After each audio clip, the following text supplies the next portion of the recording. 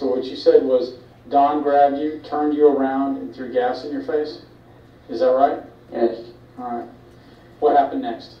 ある日突然望まない姿になってしまってもあなたは生きる希望を持ち続けられますか。2011年4月12日アメリカテキサス州の港湾都市ガルベストン、病室でビデオカメラを向けられ男性の質問に答えているのはロビー・ミドルトン。全身がただれまるで継ぎはぎのような皮膚をした彼は末期の皮膚がん患者で余命もごくわずかな状態。そんなロビーと熱心に話をしていたのは弁護士のクレイグ・シコでした。君が8歳の誕生日を迎えたあの日何があったのか詳しく聞かせてくれるかな。病床に伏しもうほとんど会話もままならないその青年に対しなぜ弁護士が幼少の誕生日の出来事などを聞き出そうとしているのか。2人のやり取りは一見して奇妙に思えるんですがクレイグは絶対にロビーからその日の一部始終を聞き出す必要があったんです。なぜならロビーは8歳の誕生日に全身の 99% を燃やされてしまったから。8歳の誕生日に全身 99% を燃やされてしまった少年。しかし当時として犯人が罪に問われることはありませんでした。事件の鍵を握っていたのは少年がずっと隠していたたった一つの真実だったんです。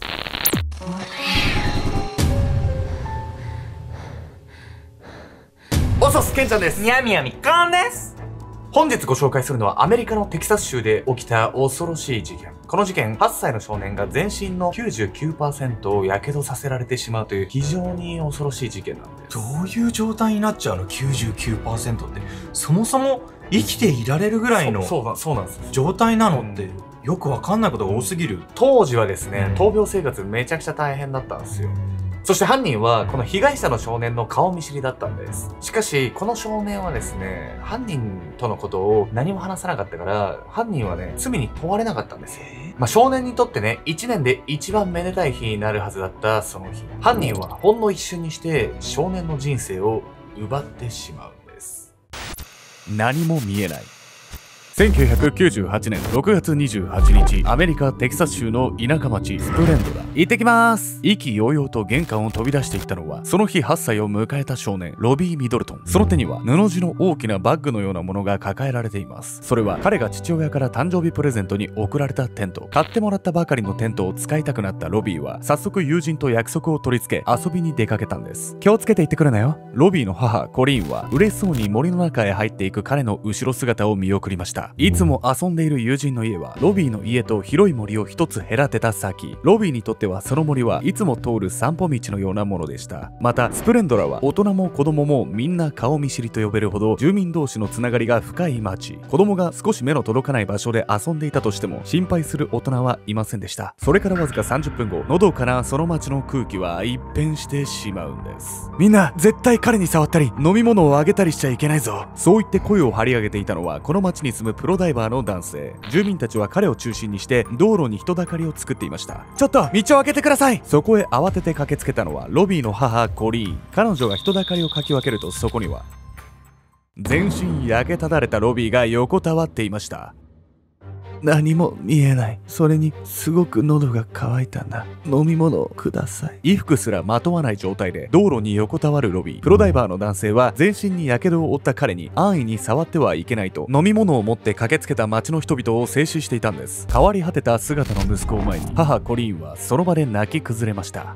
街中でこんなこと起こりうるの？一体何があったのよ。ロビーはですね町に隣接していた森に入っていったんです。そこでね彼を待ち伏せしていた人物がいたんです。救急隊が到着するまでの間、火傷を負ったロビーを悲痛な面持ちで囲んでいた町の人々。その中の一人は彼が出てきた森の中からまだ煙が上がっていることに気がつきました。ちょっと様子を見てくる。近くにいた住民にそう告げ森の中に入っていく男性。すると森の中の小道には焼け焦げた衣服がところどころに散らばっており、ロビーが何度も転びながら森から逃げてきたことを物語っていました。そして衣服の燃えかすをたどっていった男性は丸焦げになった一本の木とその周辺の地面がガソリンで濡れているのを発見するんです。この木に縛り付けて燃やしたのか。あまりにひどいその仕打ちに思わず顔をしかめる男性。そうロビーはこの木に釣り糸で縛り付けられた状態で燃やされていたんです。そしてその糸が焼け切れたためどうにか街中へ逃げ出してきたんです。その後救助ヘリが到着し病院へ搬送されていったロビー。心配そうに彼を見送る群衆の中で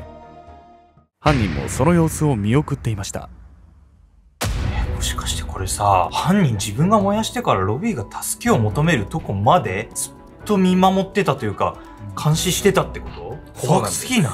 犯人はですね、被害者が苦しんでいる姿を嘲笑うかのように一部始終見ていたって言われてるんです。この後彼は警察に疑われね、逮捕されるんですが、罪に問われなかったんです。隠された真実。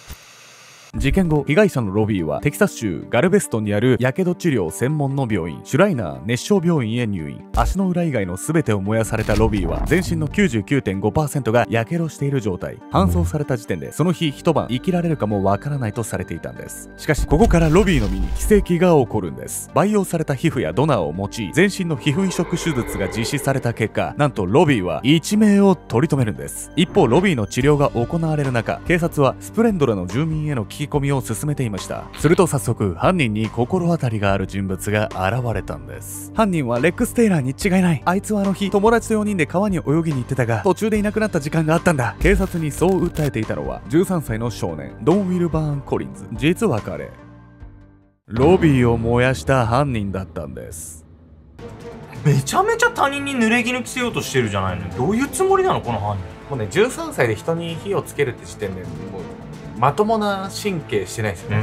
警察もですね、彼の言葉が出任せだよっていうのはすぐに気がつくんです。警察の事情聴取に対し犯人を名指ししたドン。警察は彼の話にすぐに違和感を覚えるんです。ロビーは森で体を燃やされて助けを求めて通りまで必死に走った。顔にもガソリンをかけられてたから何も見えなくて森を出るまでに4回も転んだんだ。この子はなんで顔にガソリンをかけられたとか4回転んだとか知ってるんだ。そう、ドンは事情聴取の中で犯人しか知り得ない情報まで警察に話していました。極めつけにドンの手にわずかに火傷があることに気がついた警察。その後、治療中のロビーに話を聞くと案の定ドンの名前が出てきたため彼は逮捕されることになるんです。そして信じられないのが逮捕後のドンの振る舞い。彼は留置所の中で出会った少年に次のように話をして笑っていたと言います。焼けただれた顔から目ん玉が飛び出してきそうですんげえ面白かったんだよ。何？ドンは罪に問われないって言った？なんでこんなことしたやつがそんな無事でいられんのよ。それがですね、ドンが罪に問われなかった原因はロビーにあったんです。事件後、警察の前でドンの名前を口にした被害者ロビー。しかし彼はなぜ君にそんなひどいことをしたのかな。警察がそう問いかけるとロビーはだんまり。また生きている方が奇跡と呼べるほどの火傷を負っていたロビーはこの時事件のトラウマと投薬治療の影響で幻覚を見るようになっていました。入院後数ヶ月、彼は極度の不安に襲われ、心拍数は常にレース直後の長距離ランナーと同程度の状態。一度ドンの名前を出したとしてもその証言はまともな証拠とは言い難く、結局ドンは証拠不十分で釈放されてしまうんです。これちょっと歯がゆすぎるけど、ロビーの精神状態も考えたら仕方ないことだったのかしら。まあそれもあるんですけど、実はですね、ロビーの精神状態に関わらず、彼はね、あることに関してだけは絶対話さなかったんですよ。そしてそこから時は流れ12年後、当時はあえて話さなかった事実がこの後事件を大きく動かしていくんです。葛藤と克服。事件後、ロビーは全身を焼かれたトラウマや移植の後遺症として何度となく発症する皮膚がんに苦しめられますが、その中でも懸命に生きようとしました。ロビーはもともと前向きでユーモアがあり、友人からも非常に好かれていた少年。持ち前の明るい性格で辛い闘病生活の中でも徐々に笑顔を取り戻していくんです。ロビーの強さを物語るエピソードが2008年ハリケーンアイクが襲来した際のこと。彼が治療を受けたシュライナー熱傷病院もこの時被害を受けました。するとロビーは病院の再建のためパンフレットを配ったりイベントに出演したりして寄付集めに奔走。自身も万全とは言えない状態の中でも自分を生かしてくれた病院に恩を返そうとしたんです。ただそうやって人一倍の強さを見せたロビーにも終わりの時は刻一刻と迫っていました。そして今にも消え入りそうな息子の命を前に両親はある決断をするんです。2011年4月12日、事件から12年が経ったその日、ロビーの病室を訪れていたのは弁護士のクレイグ・シコ。彼はロビーの両親たっての希望で12年前の事件の証言ビデオを作成しにやってきていた。ドンは森の小道で君の腕を掴んで振り向かせ、顔にガソリンを浴びせかけたんだね。ロビーは皮膚がんの進行により話すのも一苦労の状態。そんな中、クレイグは根気強く丁寧に質問を重ねていく。合ってるね。待ち伏せされてて誰かはわからなかった。その後炎に包まれてドンの声が聞こえたんだ。ドンンはなぜ君にそんなひどいことをしたのかな。弁護士のクレイグにそう問われ、長く沈黙したロビー。その沈黙は病気のせいなどではなかった。もう一度聞く。ドンはなぜ君にひどいことを。クレイグがロビーに投げかけた質問は12年前、彼が警察の事情聴取で受けた質問とまるっきり同じだった。事件当時8歳の少年だったロビーが自分が火をつけられたその理由を口にするのはあまりにも重すぎた。特に両親には口が裂けても言えない理由だった。でも今は違う。ドンが僕に火をつけたのは僕をレイプしたことを隠蔽するため。彼は僕が警察に話さないよう焼き殺そうとしたんだ。ロビーは何？近所のお兄さんから性的暴行を受けたことを知られたくないから、両親とかに。だから黙ってたってことなのこれ。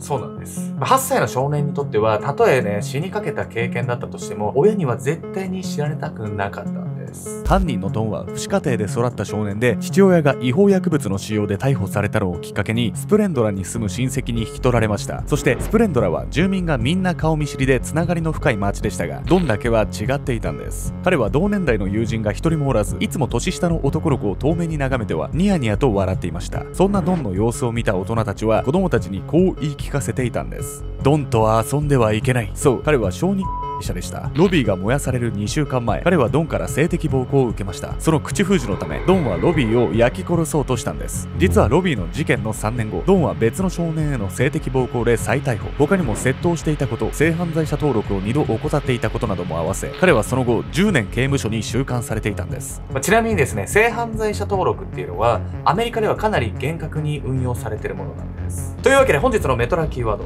アメリカの性犯罪者登録について。アメリカでは性犯罪の前科がある者に性犯罪者登録が義務付けられています。登録者は氏名や写真、指紋、住所、勤務先、車両情報などを定期的に警察に届けねばならず、それらの情報はウェブサイト上で誰でも閲覧可能。さらに登録者には指定された地域での徘徊、居住、就労が禁止されるなどの制限が課されます。性犯罪者登録が再犯防止につながっていることは明白。一方でしばしば問題視されるのは、例えば人前で放尿をしたなどの軽犯罪でも登録が義務付けられている点。リスクの低い性犯罪者については情報公開をしない州もあるのですが、全ての性犯罪者に同様の制限が課される州もあり、罰として不釣り合いとされる面もあるんです。犯人のドンは性犯罪者登録を義務付けられている性犯罪の常習者。そのため別件で刑罰を受けてはいましたが、ロビーの事件では何の罪にも問われていません。弁護士のクレイグ氏子は12年前の事件でドンを起訴するために大人になったロビーに話を聞きに来たんです。当時は両親に真実を知られたくないあまり、ドンから性的暴行を受けたことを話せずにいたロビー。その事実は12年の時を経て弁護士のクレイグによって証言ビデオとして残され、犯行の確かな証拠となったんです。そしてこのビデオが撮影された17日後の2011年4月29日、ロビーは20歳にしてこの世を去りました。彼が生涯で受けた皮膚移植手術の回数は実に150回以上。ロビーは20年という短い生涯の中でほとんどの人が到底体験することのない試練の数々を乗り越えてきたんです。何はともあれ最後に真実を話せてよかったわよね。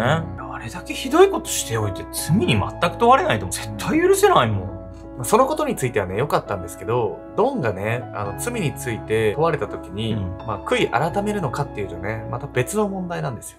ロビーの死因は皮膚がんでしたが、証言ビデオや担当医の証言をもとに根本の原因を作ったドンは殺人罪で起訴されることに。この事件に関しては警察も積極的に協力し、当時聞き込みを行ったスプレンドラの住民200人に再度の聞き込みが行われました。結果、チクったらロビーと同じ目に合わせると脅されていた少年や、ロビーに火をつけたことを自慢されていたドンのいとこの証言なども集められたんです。さらに法廷では、ロビーが入院していたシュライナー病院のスタッフが彼が病院再建の寄付集めに奔走したエピソードを語りました。当然遺族もロビーがこの12年間どれほどの苦痛を味わってきたかを必死に訴えたんです。そんな熱のこもった言葉が飛び交う法廷の中、犯人のドンは一切話を聞かず、ずっと新聞を読んでいました。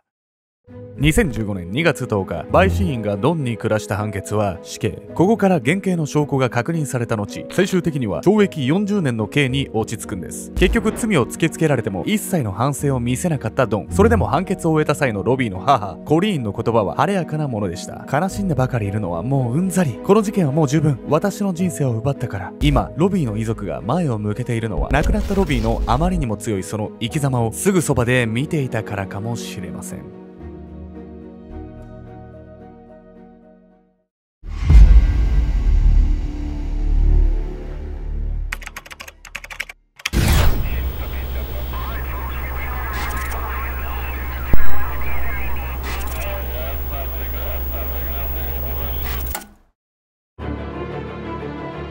防犯カメラの隅に映り込んだ争う人影。建物へ引きずり込まれた女性はこの後どうなってしまうと思いますか。2012年4月1日韓国キョンギ道スウォン市。 실내 경찰입니다. 말씀하세요. 네, 여기 목걸놀이터 다니시는데요. 저 지금 성폭행 당하고 있거든요.